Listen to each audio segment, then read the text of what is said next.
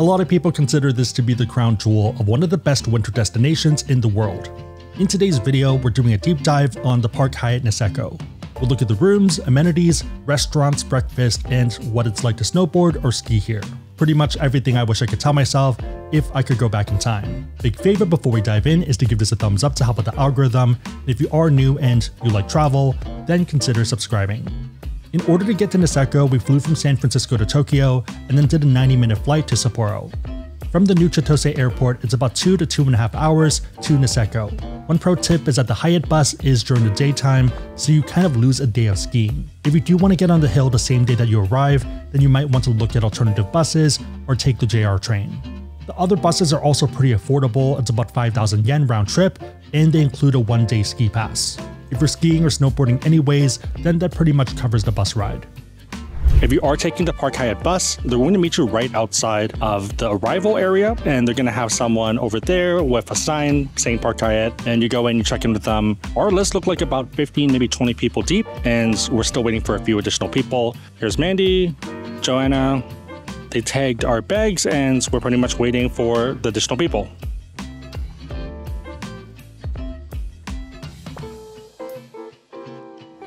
Okay, we just got on the Park Hyatt bus, and this has to be the nicest bus I've ever been on. I've been on a fair share of tour buses in my time, especially because my parents love those, but nothing really compares to this. So first off, let's look at the chairs. Leather and looks brand new, doesn't look scuffed up at all. Ones I'm used to have holes in them, or they have something on top of it, but it's to hide the holes. The bus also is a 2-1 configuration, so on Mandy's side, there's 1 seat, on this side, there's 2. And even then, there's space between the seats. Like, you could fit a pretty big leg through this hole. Pretty sizable. In terms of seat amenities, there are a ton of things. You can pop the legs up. You can also put that up or down, and you can adjust the seat. And it's pretty far back. Super comfortable if you want to sleep. There also are a few other settings here if you want to change the volume or change the programming. Not sure what that's for though, but it's here. So this is the lever to change how far back the seat goes. Beyond that, you also have a lot of little things that I just never thought of. For example, this table. Kind of like a little airplane style table where you can put a drink. You also have another option right over here. So that's where I have my drink right now. And this is the welcome drink they gave us when we boarded. It is natural mineral water, 400 milliliters, made in Japan. If you want to get some work done or charge your phone, tons of options. Little light. You can turn on if you're trying to read or do some other stuff. You can hang up your jacket here and over here, and instructions for the seat here. There also are quite a few plugs for the seats. One of them is down here, which is going to be an electric plug. And then the seats also have USBs over here. If it's a bit sunny, you can pull the blinds down. There also are lights up here and a fan. There are 8 rows of seats. Each row has 3 seats, so 24 seats in total. Right now, we're at 9 people out of the 24, so pretty empty. We did get this for free because we're Hyatt Globalist. Otherwise, you can pay for this if you want to go through Hyatt. There are other bus services at the hotel which are a bit cheaper, but they're not direct. Last but not least is going to be Wi-Fi. So you have free Wi-Fi on the bus. Yeah, so that way you won't be dropping your data. If you do have a choice, I'd recommend it on the right-hand side because the views are amazing. There is a tunnel element, and that's where we are right now. This also is a pretty well-lit bus and has pretty good ambiance to it. At about the 2-hour mark, there is a rest stop, whether you want to use the restroom or get a snack. Also, in case you're wondering, this is what the bus looks like. Pretty standard for the most part, but inside it's decked out. If you want something fast, there are a bunch of vending machines outside, but if you go inside, there's even full-on restaurants. We didn't eat anything, but there are a ton of options, and people seem pretty happy. There also is a souvenirs area if you want to buy some chocolate or gifts for other people.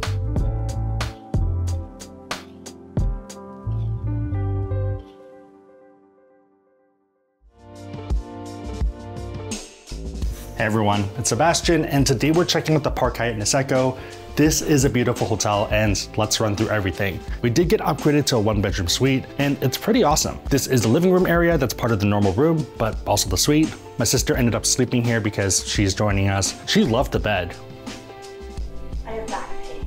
She said it was super comfortable, and let's, It's a little bit lumpy, it does the job, but not the most supportive. Note that if you do have a player 3, they do charge extra money. It's 10,000 yen per night, which can be pretty expensive, about 70 to 100 US dollars depending on the exchange rate. If they have breakfast as well, it's 14,000, so about 140 to about 100 bucks. Living room area is pretty sizable with a pretty big TV. If you take a look, since some people are not happy with arm measurements, let's take a look at the size of the TV. You're looking at 47 inches across. This does close up, so it does not have to be open like this if you are just a couple or if you maybe want to close it up throughout the day. And it's a couch with a normal sitting area, and I'll show you a bit of B-roll of that before we messed up the room. With 3 people, it feels a bit tighter, but if it's just 2 people, it's a lot of room.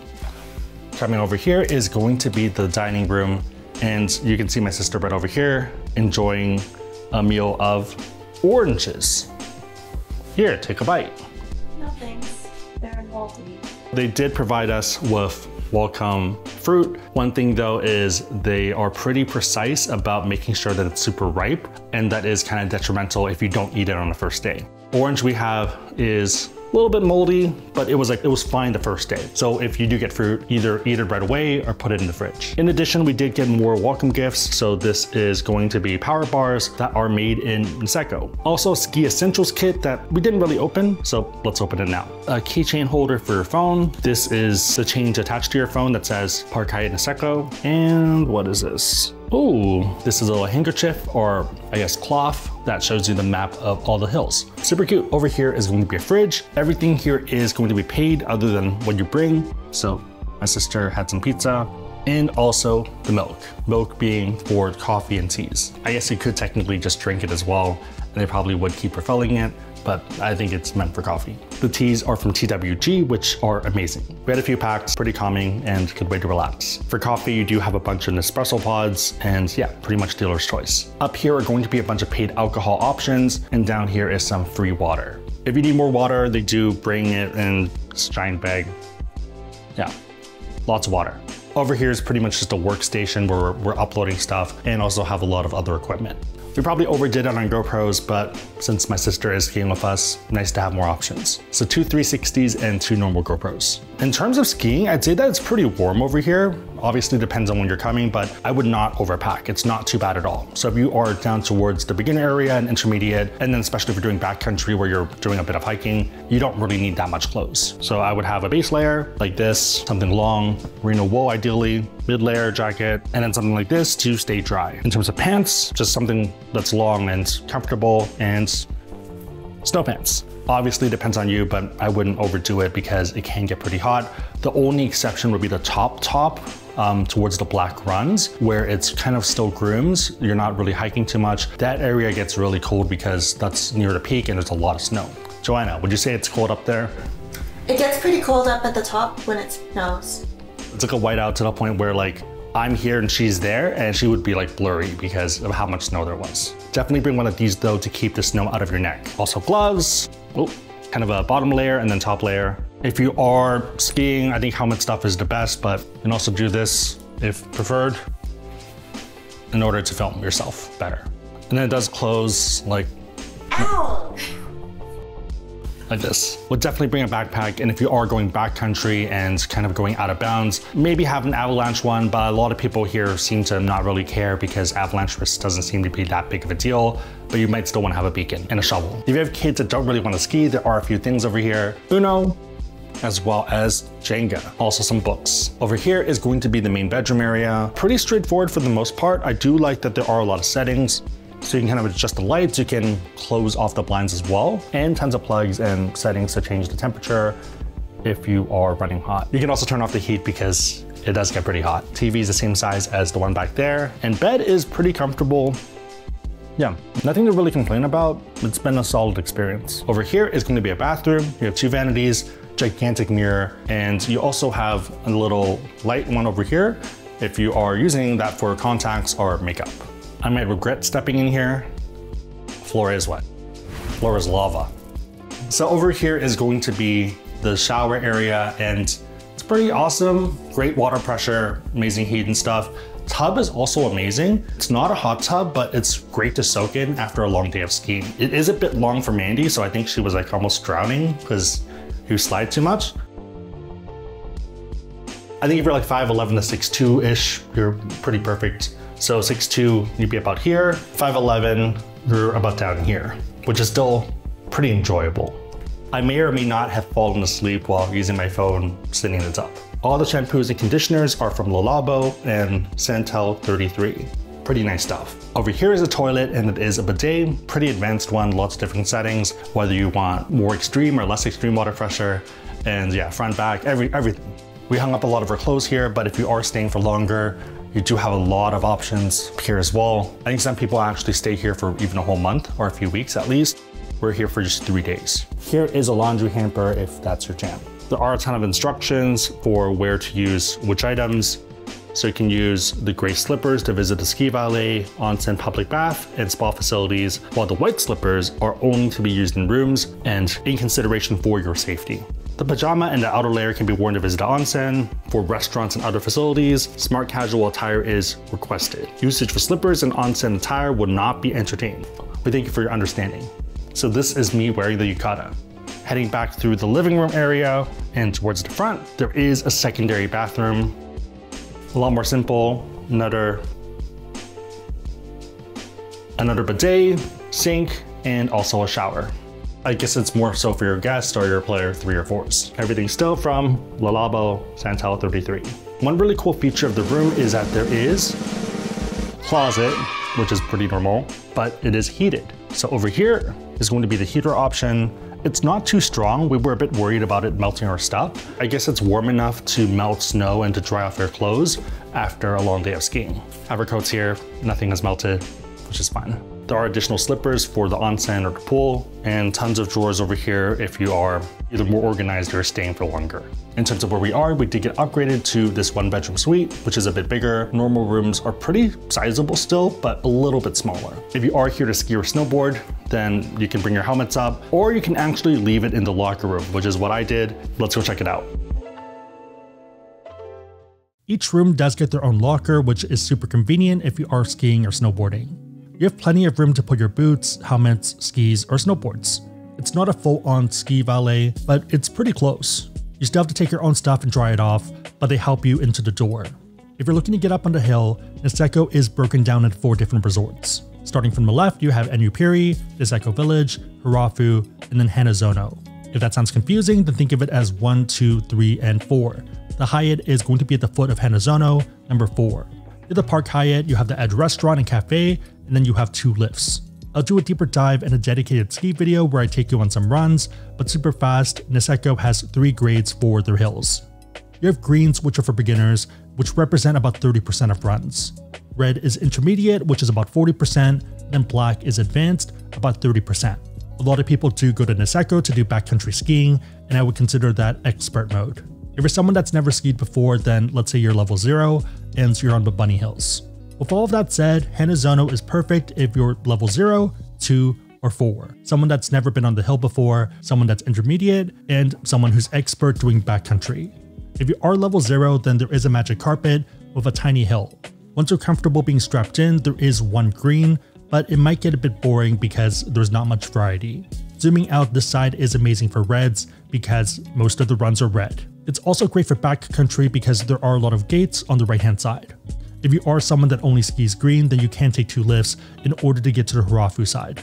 Getting over to Niseko Village or Enupiri might be a bit difficult if you're not comfortable going slow on reds. If you are hopping over to the other sides, make sure to keep an eye on the clock because the top lifts that kind of connect the mountains do close.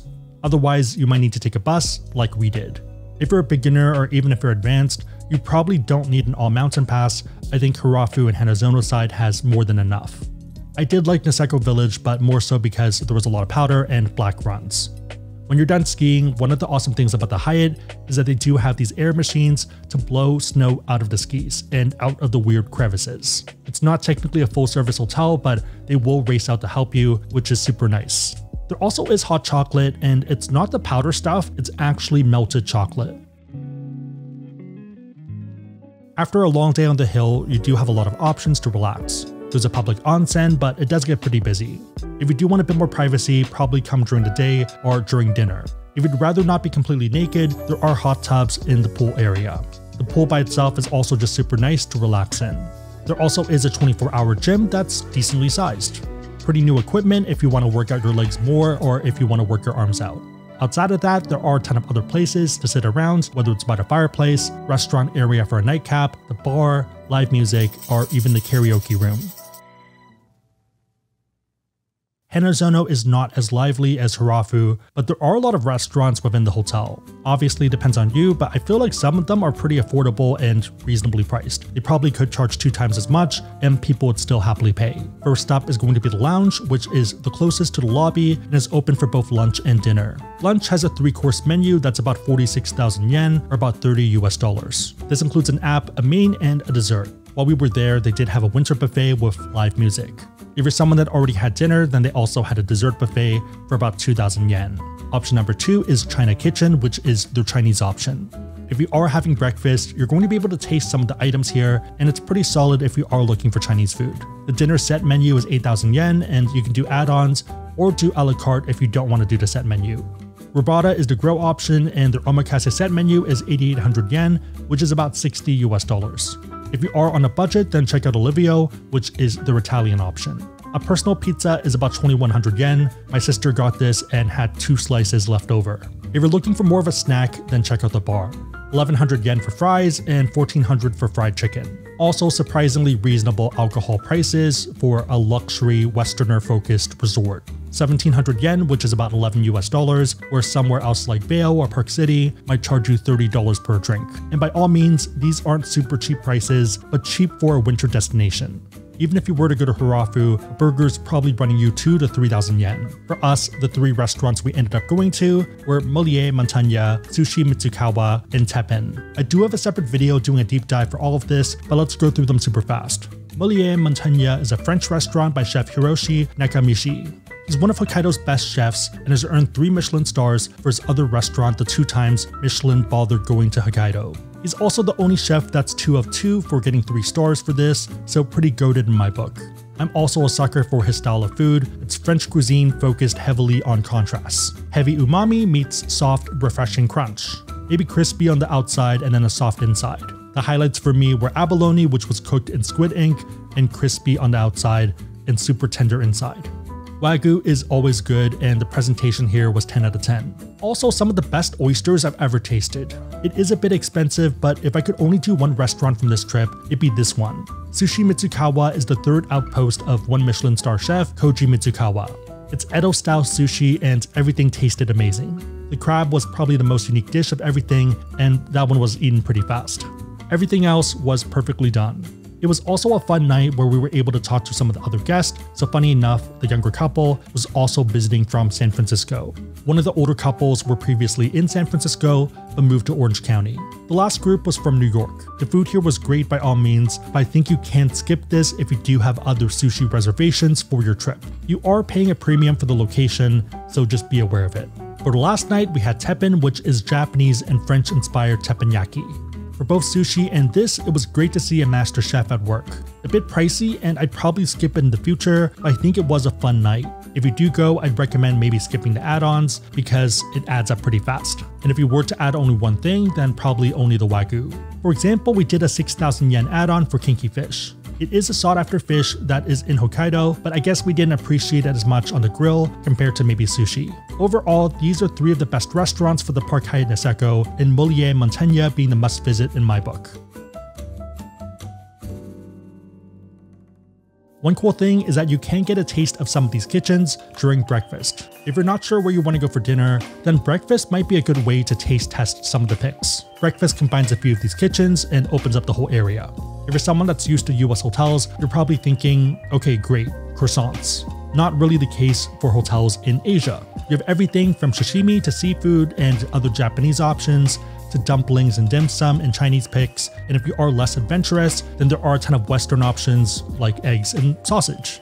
Also a ton of pastries and desserts, pretty much everything you would want. If you are itching to try Hokkaido cheese, then this is a good pick as well. I really like Japanese fruit because it just tastes sweeter, so I loaded up on that as well.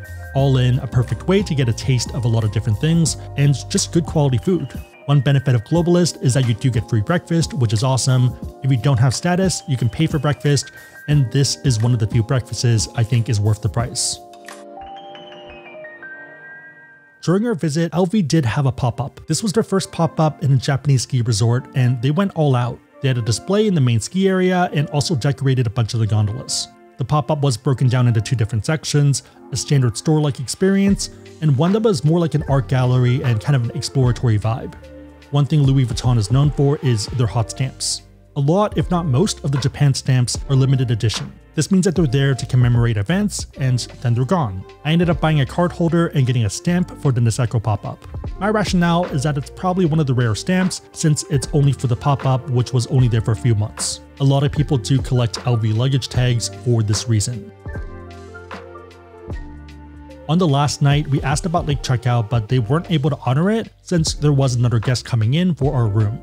Normally, hotels tell you that you're out of luck, and that's fair. Late checkout is not guaranteed by any means. The Park Hyatt went above and beyond and offered us a standard room for the 3 hours in order to get 4 p.m. late checkout. One thing I really like about traveling abroad with elite status is that they actually care. In contrast to other Hyatts in the US, just don't really care about status benefits like upgrades or maybe even late checkout.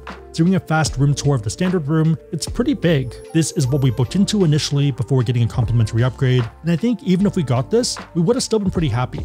Even if you have basic status, they probably would upgrade you to a better view room, but this is just a 3-hour room. Gigantic windows and a nice seat to relax, and also pretty sizable beds. Bathroom area is a bit smaller, but I actually like the tub a bit better here. You have a view of the outside and you get some onsen vibes. The walk-in closet is also a bit smaller, but it works if you're here for a few days. There is an area to separate out the living room, and looking over here, there is a couch with a pull-out bed, perfect for a player of 3. There also is a dining room which is pretty sizable, and some pretty cool lights on top of it. Coffee and drink area behind it, and also a secondary bathroom. Probably one of the best standard rooms I've ever seen.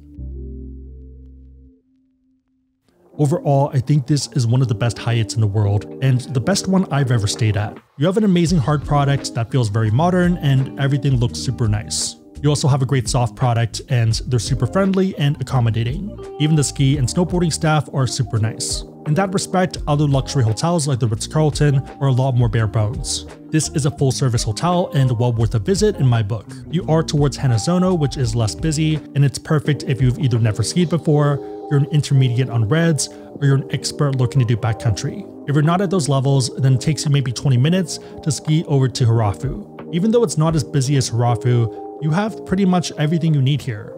I usually don't like going back to the same hotels, but this might be one of the exceptions where I would come back for even if I was not doing a review. Well worth the Hyatt points and maybe even the cash price depending on your budget. On that note, if you want to learn about cards that get you Hyatt points and you want to support the channel, we do have links on the website asksebby.com and also down below in the description box.